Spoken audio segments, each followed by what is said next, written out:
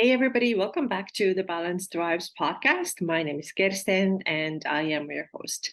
Today, we're going to talk about what kind of personality will do really well with macro tracking because I want to tell you that this may not be for everybody, but it is a great tool for those people who are a certain personality type. They will get great results. And I will say that macro nutrition works really well if you have that certain personality type and if you're willing to do the things that are really required to be very successful with macro tracking, because it's a great tool, but it works for some people and it doesn't work so well for other people. So I want to make sure that when you get started on this journey, you sign up with a coach, for example, or if you set your own macros or however you want to do it, there are certain ways that you have to be able to do. And if they are too difficult for you, if they're too uncomfortable, if it feels like I just cannot handle this, then it may not be for you. So today I want to tell you who will succeed and who will not. And honestly, this is not to say at all, that certain personality types are better than others.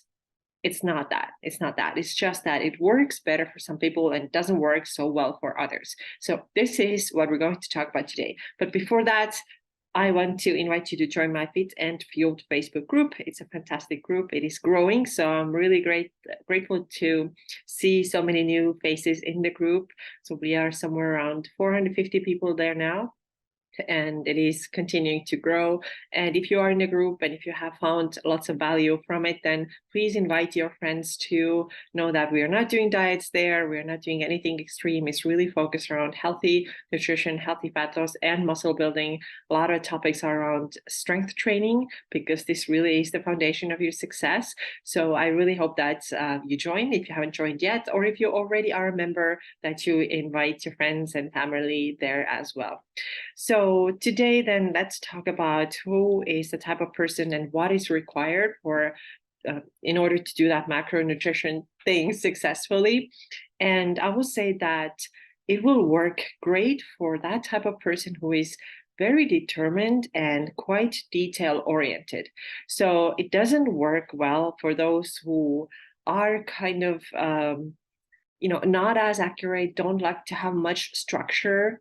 They want to do things their own way. They want to do things intuitively, then maybe find another solution. That's fine too. I will say that macronutrition is pretty bulletproof system though. It's so bulletproof, and I was kind of blown away by it when I first learned about it because I saw how well it worked in my case personally, because I had thought that it's going to be like really hard, maybe I cannot do it, and is it even going to work? Is it going to be another diet?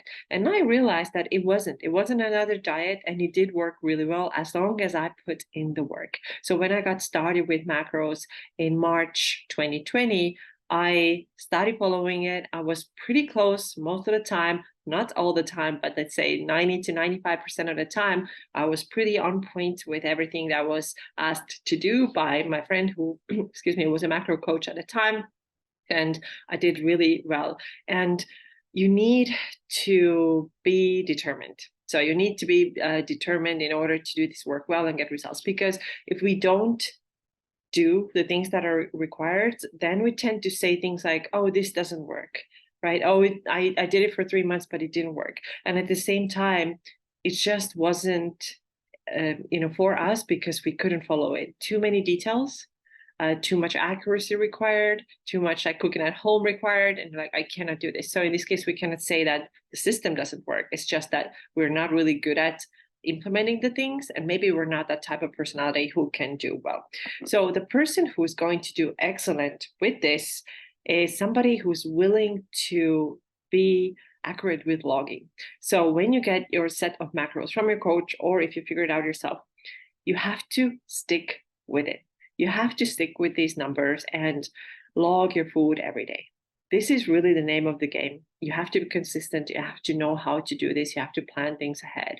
So what is required is that you have your set of numbers and you get extremely close to them, right? So let's say that your protein goal is 150 grams of protein a day.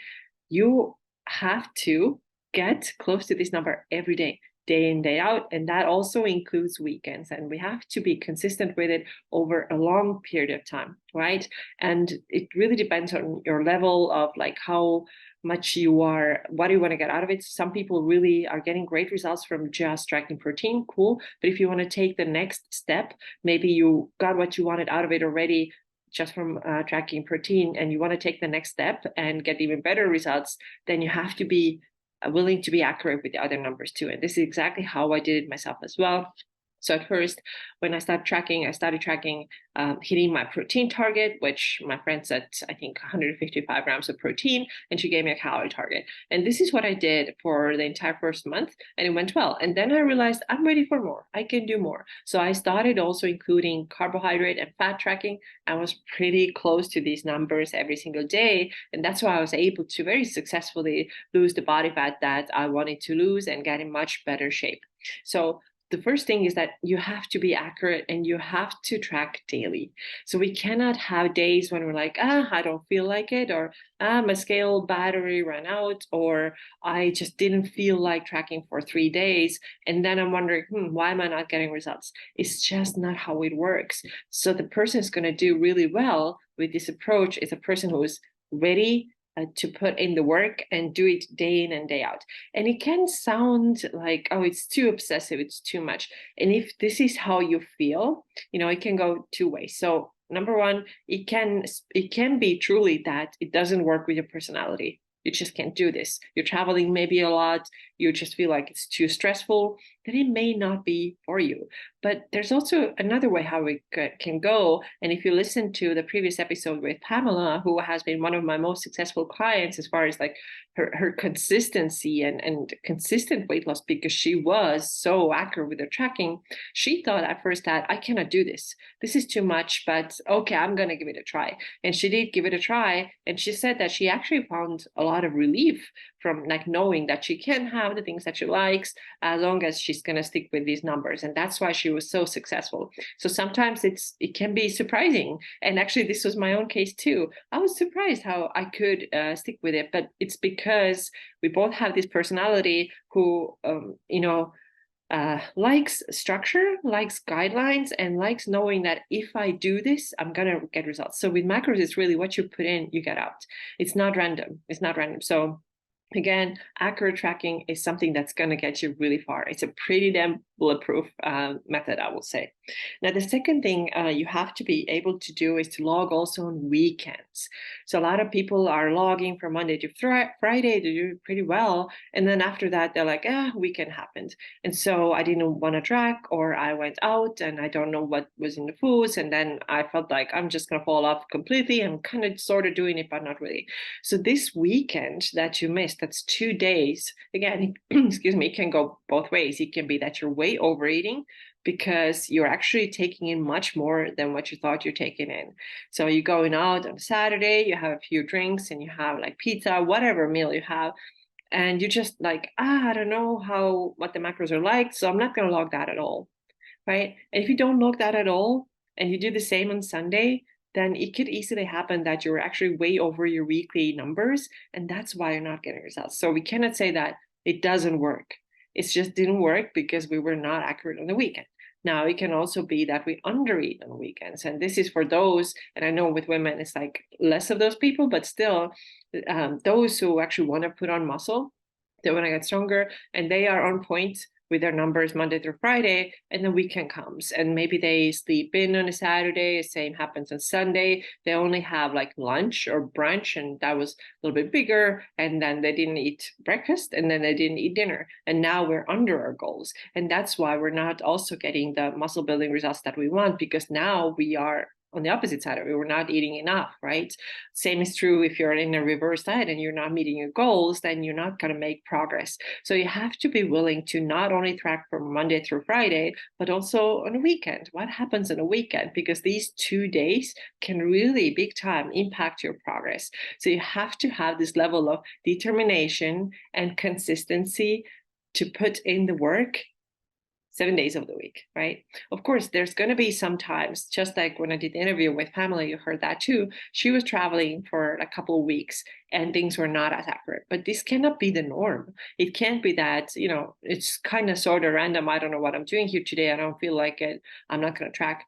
Just not how it's going to work. So a person who's going to do really well is a person who is doing this regularly most of the time. So if you sign up for a 6-month program, it is expected that you do the work, right? Other than, let's say, like some days when you can't or traveling, everybody has these things, or you get sick and you just feel like total, like it's impossible to do it. My energy is so low. Cool, of course. Oh, absolutely understandable. But it can't be like so random that I just, kind of sort of did it and kind of sort of didn't. Then it's not going to work. Now, the other thing that this person who's going to do really well with macros does is that she plans out her day. And if this is something that you don't want to do, you're like, I don't want to know what I'm going to eat tomorrow. I don't feel like planning this thing out. I just don't have the interest to, go shopping and plan my day ahead. You're not going to be successful. And again, it's not like good or bad thing. It's just may not be the right method for you. But if you are ready to plan your days out, if you're ready to think ahead, how I'm going to structure my day, what is my breakfast, lunch, and dinner? What are they going to look like tomorrow? You kind of have to know this if you want to be successful with macros. Now, of course, if you are a little bit more advanced and you know how to switch things up, you don't have to know everything to a T what you're eating tomorrow. For example, if you had planned to eat chicken, but it's in the fridge, but you're like, I don't want it, then it's helpful that you have another protein source readily available. So you can have that instead, and you can just like eat a different type of protein instead of it. So this is what I personally do or did when I was tracking very accurately. Now I'm eating at maintenance. It's not that big of a focus, but still, like, you have like 2-3 protein sources in the fridge. If you don't want to have that one thing, then you have the other thing, but you're still like swapping like protein for protein, right? It can't be like, I was planning to eat like chicken, but I'm gonna have this like super big burrito that's made with like tons of rice and beans instead. It's just not the same thing, right? Macro wise. So you have to understand that it really takes quite a bit of planning ahead, knowing what you're gonna have, doing grocery shopping, right? We can't be like, oh, my fridge was empty, there's nothing there, so therefore I ordered something that was like totally different from what I was supposed to have, or I skipped the meal altogether. And now again, here I am wondering, where are my results? Why am I not getting results? But the person who is ready to plan ahead, go shopping, do meal prepping, will be successful. Now, the next thing is that the person who wants to be successful with macro tracking also has to be willing to cook and eat most meals at home, right? So if you're a person who is like super social, you're going out every day or having like dinner out, every other day with your friends, probably not going to work super well for you, because it's very difficult to estimate what restaurants foods actually had in them, what are the macros like. And even if you find the correct entry or what you think is correct on the app or the restaurant's website, it can still be off big time. Let me tell you, big time. So these numbers in their website, they're estimates. So I don't think that the people who are cooking the food are like weighing and measuring everything as accurately as possible to match what's on their website, even if they have macros listed, because they just don't do it. So here's a simple example. If you go, let's say, to Chipotle and you order like a steak and rice bowl,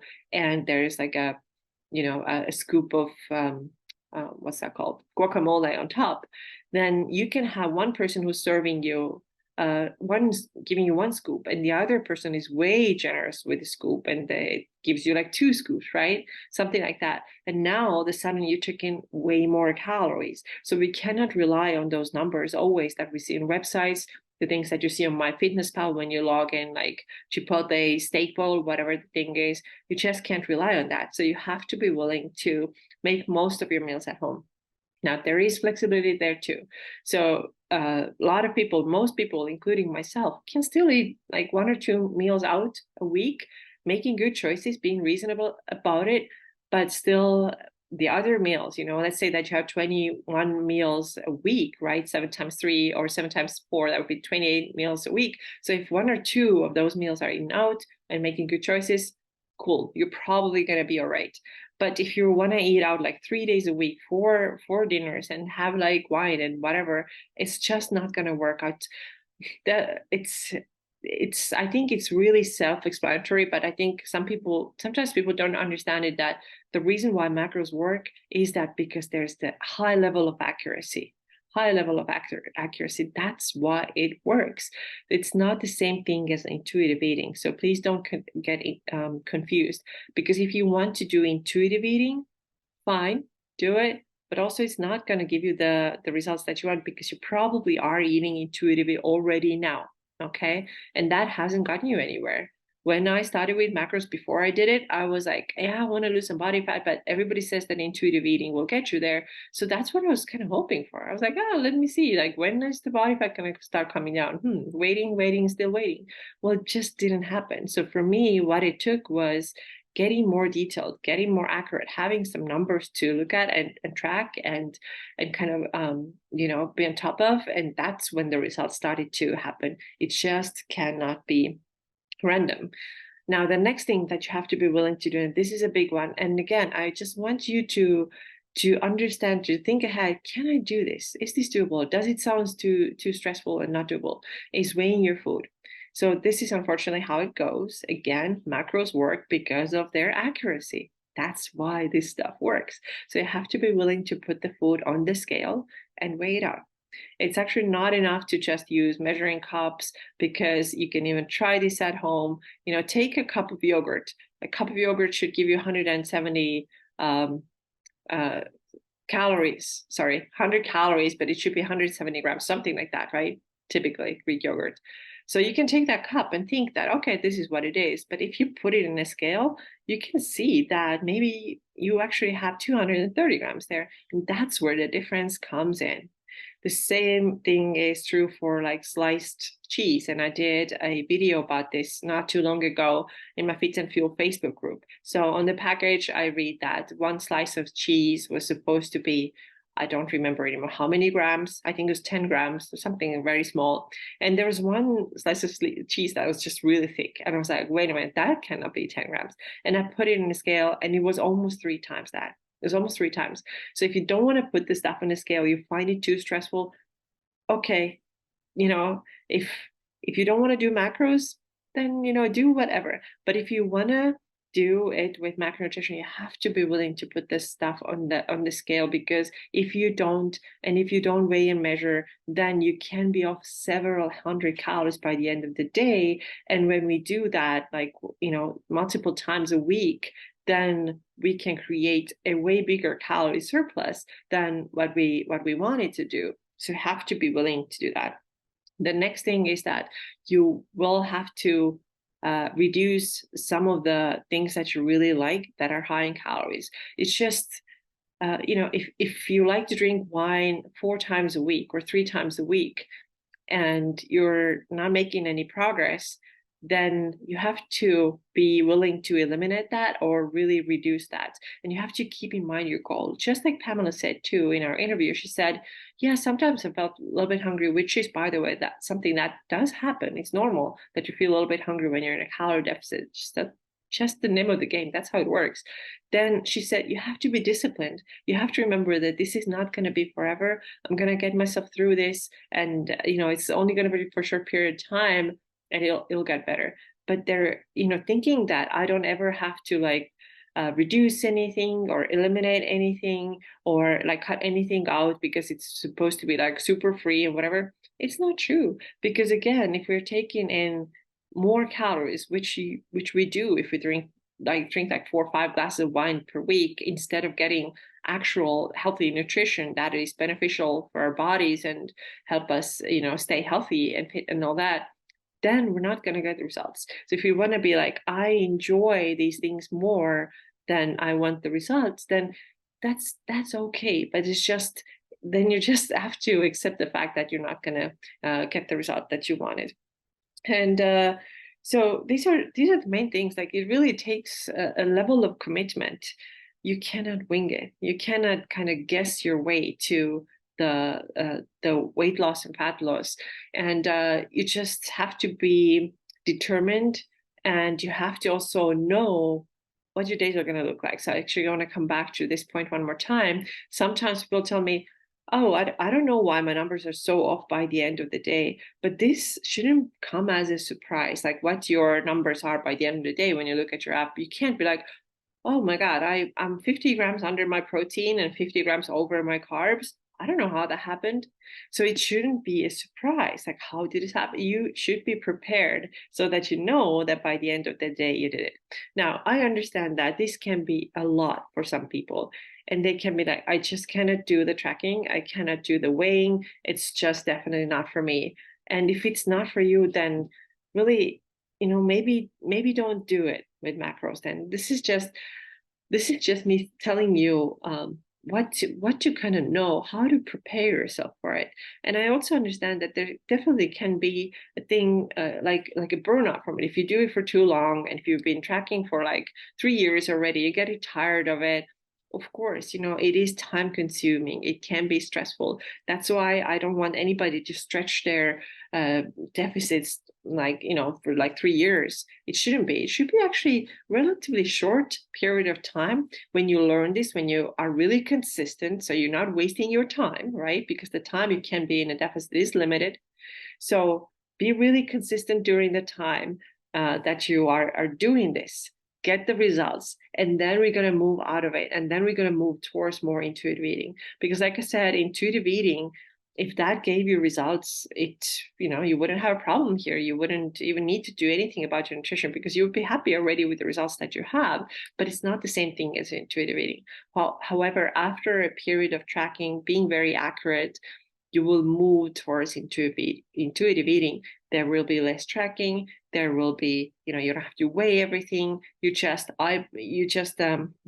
to what you did before. You learned so much. And as long as you keep the protein high with every meal, basically exactly the same things that Pamela talked about in our last episode, you are good at maintenance. You are good. But for the period when you are in a deficit, you have to be accurate, and you have to have this personality that is ready to have that structure, to have these goals. You have to be prepared in your mind. This is how it's going to be like. It's probably going to be a little bit difficult. It's probably going to be a little bit uncomfortable. It's going to take effort. I will have to go shopping. I will have to plan my days. I cannot eat out like 7 days a week, things like that. So I hope that this helped you to understand who this is really for and who this is not for.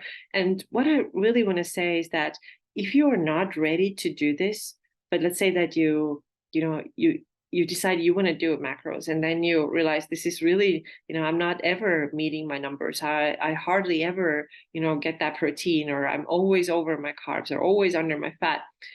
Then it's not really fair to say that this stuff doesn't work. It does work when we put in the work. So like I said before, what you put in, you get out. It does work if you are willing to stick with it.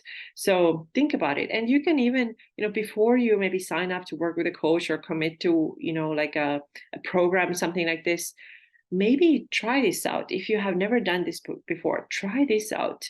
Can you do this? Take like 2 weeks and weigh your food and measure it, put it in a scale, log it into MyFitnessPal. See, can you string together 2 weeks of doing this consistently every day? Are you able to do this?